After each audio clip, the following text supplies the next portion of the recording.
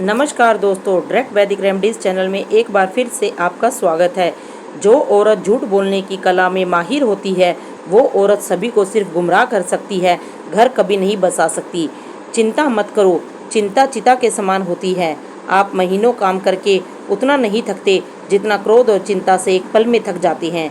कामयाबी पाने के 3 मंत्र होते हैं: खुद से वादा, मेहनत ज़्यादा और मजबूत इरादा। आसानी से मिलने वाली हर वो चीज़ हमेशा तक नहीं रहती और जो हमेशा तक रहती है वो आसानी से नहीं मिलती। इंसान को परखना है तो बस इतना कह दो कि मैं तकलीफ़ में हूँ, मुझे आपकी मदद चाहिए।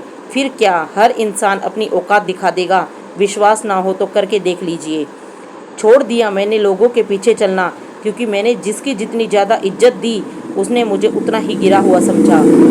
जो तुम्हारी बात सुनते समय इधर उधर देखे उस पर कभी विश्वास मत करो। मेरी खामोशी को मेरी हार मत समझना, मैं कुछ फैसले ऊपर वाले पर छोड़ देता हूँ।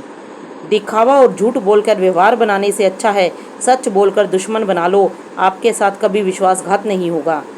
बुरा इंसान दूसरों की उन्नति को देखकर जलता है, वो खुद उन्नति नहीं कर सकता इसलिए वो दूसरों की बुराई करने लगता है। शब्दों में जिम्मेदारी झलकनी चाहिए, आपको बहुत से लोग पढ़ते हैं। जो आपके सामने दूसरों की बुराई करता है वो दूसरों के सामने आपकी बुराई भी करता होगा। झुको केवल उतना ही जितना सही हो, बेवजह झुकना केवल दूसरों के अहंकार को बढ़ावा देना है। उस इंसान पर कभी विश्वास मत करो जो दूसरों के राज आपके सामने बताता हो। शायद मैं इसलिए पीछे हूँ, मुझे होशियारी नहीं आती। बेशक लोग ना समझे मेरी वफादारी, मगर मुझे गद्दारी नहीं आती।